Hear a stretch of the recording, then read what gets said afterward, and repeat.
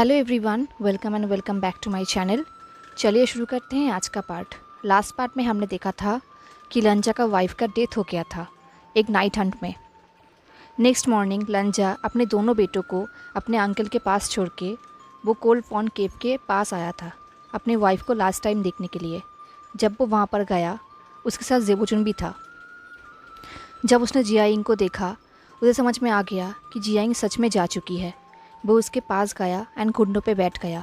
उसने जियाइंग के हाथ को पकड़ा एंड मन ही मन में कहा, हमारे बेटे हमेशा सेफ रहेगा एंड उसे हमेशा प्यार मिलेगा। मैं उसे हमेशा सेफ रखूँगा।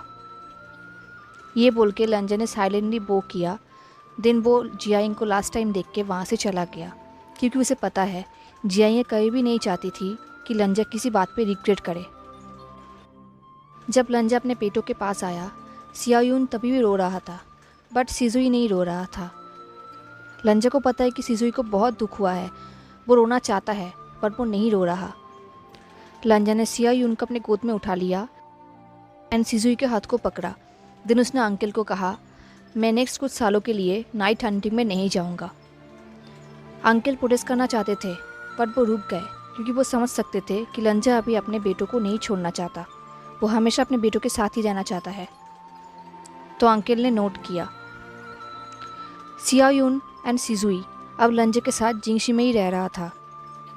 सियायून तो रहता ही था क्योंकि वो छोटा था, बट सिजुई क्वार्टर में रहता था बाकी डिसिपल्स के साथ। बट कुछ दिनों के लिए सिजुई अपने पापा के साथ ही रह रहा था। नेक्स्ट डे सब लोग जियाइंग के कॉफिन के पास खड़े थे। सियायून बहुत रो रहा था, बट सिजुई चुपचाप खड़ा था। जियाइंग के माँ एंड बाबा भी आए थे। जियाइंग के माँ बहुत रो रही थी, बट उसके बाबा चुपचाप खड़े थे, एक स्टोन फेस लेके, जैसे उन्हें कोई फ़र्क ही नहीं पड़ता। लंजा ने सियायून को कहा, चलो कुछ पेपर मनी बर्न करते हैं ताकि तुम्हारी माँ का जर्नी ईजियर हो जाए। बट सियायून ने रिफ्यूज़ कर दिया। बट फाइनली सियायून, लंजा एंड सिजुई ने पेपर मनी बर्न किया एंड साइलेंटली जियाइंग के सेफ जर्नी के लिए प्रे किया।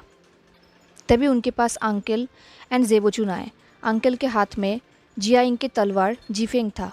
अंकल ने जियायून को कहा, लानियून, जिफेंग आज से तुम्हारा है। इसको हमेशा डिग्निटी एंड सेट के साथ कैरी करना। जियायून कुछ टाइम के लिए उस तलवार को देखा, दिन उसने अपने मुंह फेर लिया एंड कंटिन्यू अपने हेड को शेक करता रहा। अंकल ने कहा, लानियून, इसे लो, ये तुम्हारा है। जियायून ने कहा, नहीं। ये बोल के उसने लंजा के पैर को जकड़ लिया। अंकल ने गुस्से में कहा, लानियून। जियायून ने कहा, मुझे ये स्टूपिड तलवार नहीं चाहिए, मुझे मेरी माँ चाहिए। ये बोल के वो ज़ोर ज़ोर से रोने लगा। अंकल बहुत गुस्सा हो गए। लानियून ने जिफेंग को ज़मीन पे फेंक दिया। ये देख के लानकुरन बहुत गुस्सा हो गए। उन्होंने कहा, लानियून, कोई ऐसे अपनी माँ के स्पिरिचुअल टूल को ट्रीट करता है? तभी लंजा उन दोनों के बीच में आ गया। लंजा ने कोल्डली कहा, उसके साथ ऐसा बात मत करिए। लंजा के ऐसे वॉइस सुन के अंकल बिल्कुल शॉक हो गए एंड वो चुप भी हो गए। लंजा ने कहा, वो एक बच्चा है, उसने अभी अभी अपनी माँ को खोया है। आप उसे और डरा या फिर धमका नहीं सकते और ना ही उसे पेन दे सकते हैं। ये सुन के अंकल गुस्से में वहाँ से चले गए। लंजा ने जिफेंग को उठाया एंड जेबोचुन को दिया और कहा, जब तक ये बड़ा ना हो जाए तब तक आप इसे अपने पास ही रखिए। जेबोचुन ने नोट किया। दिन लंजा अपने दोनों बेटों को लेके अपने रूम जिंगशी में चला गया। लंजा हफ्ते भर नहीं सो पाया क्योंकि जियायून को नाइटमेयर्स आते थे। कभी कभी जियायून अपने पापा पे गुस्सा करता है एंड उसे दूर जाने के लिए कहता है, क्योंकि उसे लगता है कि उसके माँ चला गया एंड उसके पापा उसके पास ही है। उसके पापा उसके माँ को नहीं लेकर आ रहा है। बट लंजा समझ सकता है कि जियायून अभी छोटा है, उसके अंदर ये समझने की शक्ति नहीं है एंड जियायून जो कुछ भी कह रहा है वो अपने मन से नहीं कह रहा है। ऐसा ही कुछ हफ्ते बीत गए। जियायून ज़्यादा बात नहीं करता था। जेबोचुन लंजा के पास आया और कहा, मुझे अभी भी याद है जब हमारी माँ चली गई थी, तुम भी बात नहीं करते थे, हमें लगा था तुम कभी भी बात नहीं कर पाओगे। लंजा ने नोट किया। लंजा को लगा कि जेबोचुन कुछ कहना चाहते हैं, तो लंजा ने पूछा, भाई? जेबोचुन ने शाई किया और कहा, जियाइंग के फैमिली ने अंकल को एक लेटर भेजा है। वो जियायुन के कस्टडी चाहते हैं। ये सुन के लंजा ने कहा, रिडिक्यूलस। जेबोचुन ने कहा, अंकल को भी बहुत बुरा लगा ये सुन के, वो भी ये नहीं चाहते। जियाइंग की फैमिली कह रहा है कि जियायुन को उसके माँ चाहिए, एटलीस्ट उसके ग्रैंडमदर तो चाहिए, तुम उसके टेक केयर नहीं कर पाओगे। लंजा ने कहा, एंड वो ऐसा क्यों सोचते हैं? जेबोचुन ने कहा, शायद उन्हें ये लगता है कि वो जियायुन से नहीं मिल पाएंगे, इसलिए वो उन्हें अपने पास ही चाहता है। लंजा ने कहा, अंकल ने क्या कहा है? जेबोचुन ने कहा, उन्होंने अभी तक कुछ भी नहीं कहा। दिल लंजा ने जियायुन को कहा, जियायुन चलो हमारे साथ, हमें अंकल से मिलना है। पहले जियायुन बिल्कुल भी राज़ी नहीं हो रहा था, पर दिन जियायुन जेबोचुन एंड लंजा के साथ अंकल के पास गए। जियायुन बहुत डरा हुआ था। जेबोचुन ने कहा, डरो मत, हम तुम्हें कहीं भी नहीं भेजेंगे, ये तुम्हारा घर है, हम तुम्हें तुम्हारे पापा से नहीं दूर करेंगे। ये सुन के जियायुन को थोड़ा रिलैक्स फील हुआ। जेबोचुन ने कहा, तुम्हारे ग्रैंड मदर बहुत ही वॉरिड है तुम्हारे लिए, क्या तुम उनसे मिलना चाहते हो? जियायुन ने कहा, वो अच्छी है। जेबोचुन ने कहा, दिन तुम्हें उनके पास जाना चाहिए एंड उनसे मिलना चाहिए। अंकिल ने कहा, डरो मत, ये तुम्हारा घर है एंड हम तुम्हारे साथ हैं, तुम यहाँ पर ही रहोगे अपने पापा के साथ। जियायुन ने नोट किया। दिन ने लंजा से पूछा, क्या हम अभी जा सकते हैं? लंजा ने कहा, अभी नहीं, हम कल जाएंगे।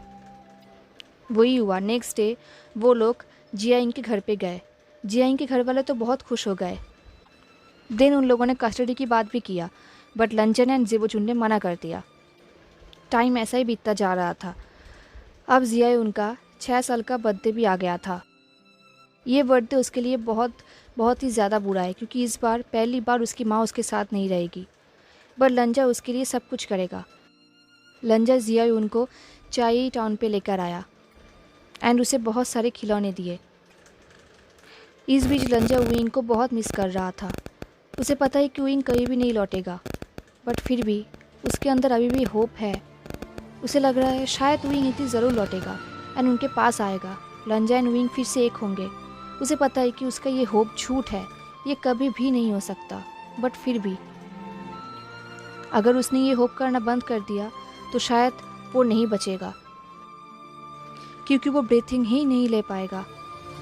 टाइम ऐसा ही बीतता जा रहा था, पर जियायुन सिजुई की तरह बिल्कुल भी नहीं है। वो बिल्कुल भी रूल्स को याद नहीं रखता और ना ही मानना चाहता है। वो हमेशा ट्रैवल क्रिएट करता है, बिल्कुल विंग की तरह। जब लंजा जियायुन के आर्म्स को मसाज कर रहा था, लंजा ने कहा, तुम्हें रूल्स को एक्सेप्ट करना चाहिए। जियायुन ने आई रोल करते हुए कहा, यस फूचिन। जियायुन के ऐसे बिहेवियर देख के लंजा को गुस्सा आया। लाइफ में पहली बार उसने जियायुन को कहा, लानियुन। ये सुन के जियायुन बहुत ही ज़्यादा डर गया। उसने कहा, आई एम सॉरी, मैं बेटर करने की कोशिश करूँगा। लंजा ने कहा, मुझे पता है तुम करोगे। जियायुन, डरो मत, तुम अभी बहुत छोटे हो, तुम्हारे पास बहुत साल है ये सब सीखने का, एंड तुम्हारे साथ तुम्हारे अंकल है, तुम्हारे ग्रेट अंकल है, तुम्हारे भाई है, एंड मैं हूँ, तुम अकेले नहीं हो। ये सुन के जियायुन ने लंजा की तरफ देखा। जियायुन की आंखों में कुछ ऐसा इमोशन था जिसका कोई नाम नहीं है। उसके आइज़ में वो इनोसेंस नहीं था। लंजा को ये देख के बहुत बुरा लग रहा था। लंजा को वॉरिड फील हो रहा था। लंजा को लगा उसे कुछ करना चाहिए, तो लंजा ने कहा, चलो हम रैबिट्स के पास जाते हैं। ये सुन के जियायुन ने स्माइल किया। एक दिन जियायुन को फिर से पनिशमेंट मिला एंड वो उसी जगह पर घुटनों पे बैठा हुआ था जहाँ पे एक दिन विंग बैठा था एंड चींटियों के साथ खेल रहा था। लंजा ने देखा कि जियायुन पत्थरों के ऊपर बैठा हुआ है एंड वो खेल रहा है, जैसे कि ये उसके लिए पनिशमेंट नहीं, एक खेल है, बिल्कुल विंग की तरह। तभी लंजा के सामने एक विजन आया। उसने देखा कि जैसे जियायुन के पास विंग बैठा हुआ है लर्न डिसिपल्स के कपड़ों में, एंड विंग भी जियायुन के साथ खेल रहा है चींटियों के साथ। वो दोनों एक दूसरे की तरफ देख के हंस भी रहे हैं। ये देख के लंजा शॉक हो गया। उसका हार्ट बीट बढ़ गया, क्योंकि ये कैसे हो सकता है? जियायुन ने विंग को कहीं भी नहीं देखा है, तो ये कैसे पॉसिबल है? ये नहीं हो सकता। लंजा ने कहा, विंग, एंड तभी उसके सामने से वो विजन गायब हो गया।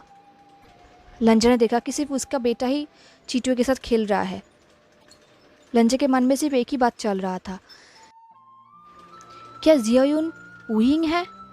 क्या इसके वजह से वुयिंग ने कोई भी जवाब नहीं दिया इंक्वायरी का? क्या वुयिंग इतने दिनों से लंजा के साथ ही है जियायुन के रूप में? बट ये कैसे हो सकता है? क्योंकि ये लान यून है, लान सी, जो उसका एंड जियाइंग का बेटा है, गुसू के फ्यूचर लीडर है। नहीं, ये वुयिंग नहीं हो सकता।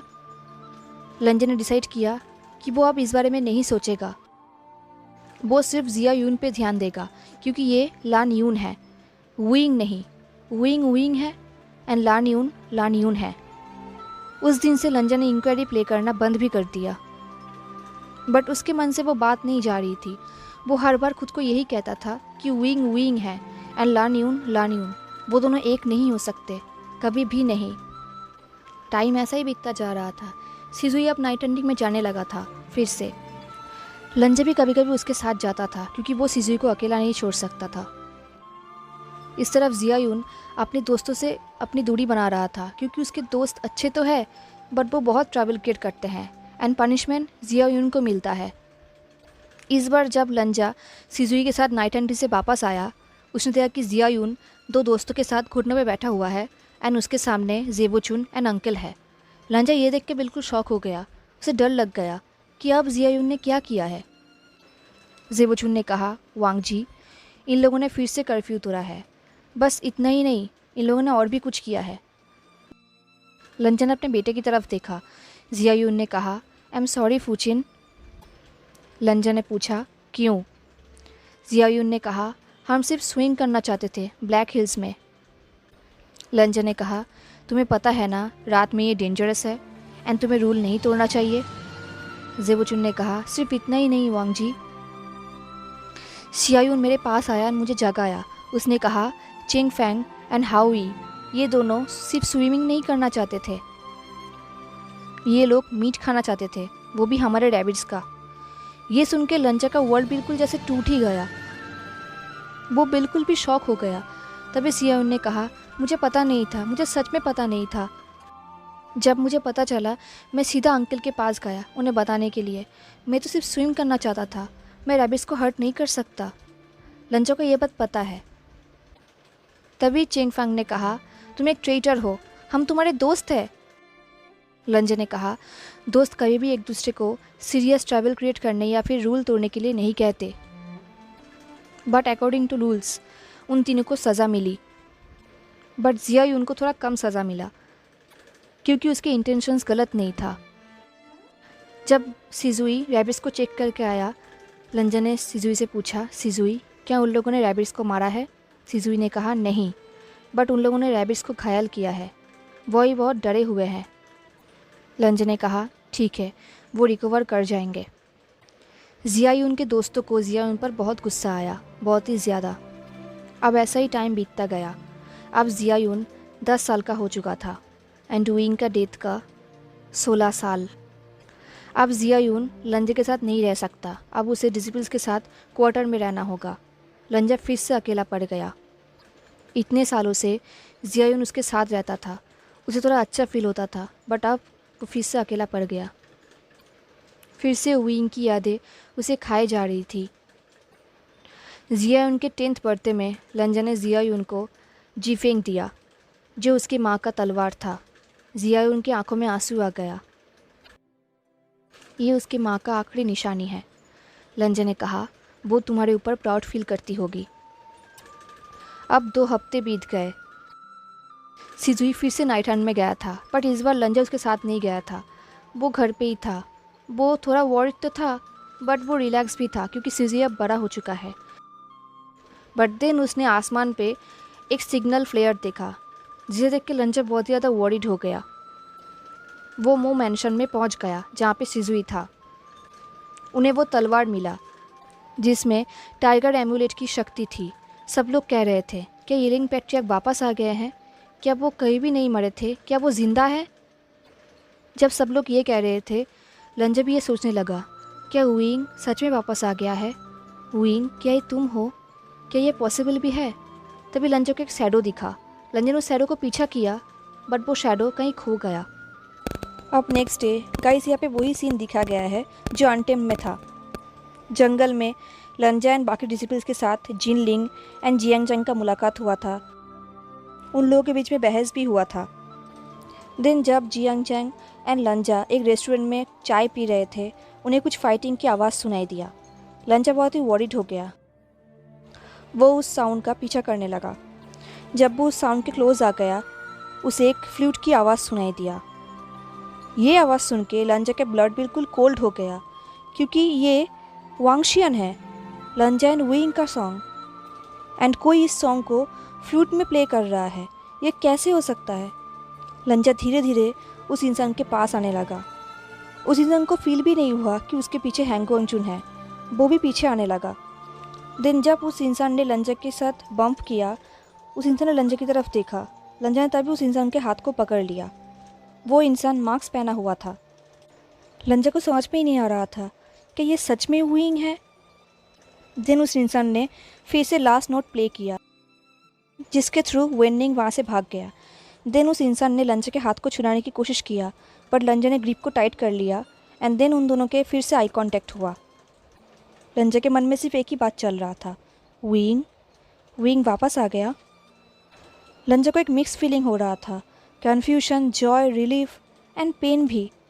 उसे समझ में नहीं आ रहा था कि वो क्या कहेगा। उसके अंदर से कोई भी आवाज़ नहीं निकल रहा था। आसपास डिसिपल्स बात तो कर रहे थे, बट लंजा का ध्यान सिर्फ विंग पर था। तभी वहाँ पे जियांग चंग आया एंड कुछ डिसिपल्स ने चिल्ला कर कहा, इस इंसान ने विनिंग को बुलाया था। जियांग चंग ने कहा, ग्रेट, तो तुम वापस आ गए। जियांग चंग हमला करने ही वाला था, तभी लंजा ने गुचिन से उस हमले को रोक दिया। जियांग चंग ने कहा, लांग वांग जी, तुम्हारी हिम्मत कैसी हुई? एंड इसी वक्त विंग वहाँ से भागने ही वाला था। जियांग चंग ने फिर से जीरियन से अटैक किया एंड विंग नीचे गिर गया। बट सब लोग शॉक हो गए, क्योंकि जीरियन का कोई असर नहीं हुआ। वो इंसान बिल्कुल ठीक ठाक था, जैसे कि अनटेन में दिखा गया है। लंजा भी शॉक हो गया। तब उस इंसान ने कहा, क्या हुआ? तुम ब्रीच हो, इसका मतलब तुम किसी को भी बीट कर सकते हो। ये बोल के उस इंसान ने जियांग चंग की तरफ ग्लेयर करने लगा एंड अपने शोल्डर को रब करने लगा। जियांग चंग बिल्कुल शॉक हो गया। उसके अंदर एंगर एंड फ्रस्ट्रेशन दोनों ही था। उसने चिल्लाकर कहा, अपने मास्क उतारो। उस इंसान ने कहा, नहीं। उस इंसान की बातें बिल्कुल विंग की तरह था। लंजा श्योर हो चुका था ये विंग ही है। जियांग चंग ने कहा, तुम तो। तभी उस इंसान ने कहा, अगर मैं मास्क उतारा ना, तुम बहुत शॉक हो जाओगे एंड शायद गिर भी जाओगे। ये सुन के जियांग चंग फिर से हमला करने ही वाला था, बट लंजा उनके बीच में आ गया एंड उस हमले को रोक लिया, क्योंकि ये उसका विंग है। विंग वापस आ गया है। विंग जिंदा है। अब वो विंग को कभी भी नहीं छोड़ेगा, हमेशा प्रोटेक्ट करेगा। तभी लान जिंगी ने कहा, क्लैन लीडर प्लीज़ रुक जाइए, ये जीरियन है। जीरियन किसी के भी सोल को रिकॉग्नाइज कर सकता है एंड उसे बॉडी से बाहर भी निकल सकता है। वुलवुशियन का बॉडी एंड सोल दोनों ही लॉस्ट हो गया था उसके मौत के बाद, सो ये कभी भी वुलवुशियन नहीं हो सकता। तभी जियांग चंग ने कहा, तुम्हें कैसे पता कि वुई सच में मर गया है? ये क्वेश्चन सुन के लंजा को बहुत गुस्सा आ गया। वो मन ही मन में कहने लगा, तुम्हारी हिम्मत कैसे हुई ये क्वेश्चन पूछने का, वो भी किसी और से, जहाँ पर तुम खुद कातिल हो। तभी लन जिंगी ने कहा, सब लोग कहते हैं कि आपने खुद उसे मारा है। ये सुन के जियांग चंग चुप हो गया। लंजा ने पहली बार जियांग चंग की आंखों में रिग्रेट देखा है। जियांग चंग ने विंग को कहा, मुझे बताओ कौन हो तुम? विंग ने कुछ भी नहीं कहा। जब लंजा ने विंग की तरफ देखा, लंजा ने देखा कि विंग बेहोश होके नीचे गिर रहा है एंड विंग सच में बेहोश हो गया। हेलो एवरीवन, तो कैसा लगा आपको आज का पार्ट? तो फाइनली विंग वापस आ गया। आई होप आप अब थोड़ा हैप्पी हैं। तो मुझे ज़रूर बताना आपको आज का पार्ट कैसा लगा। अगर अच्छा लगा तो लाइक, कमेंट, शेयर, सब्सक्राइब ज़रूर करना। मिलते हैं नेक्स्ट पार्ट में, तब तक के लिए take care, stay safe, bye.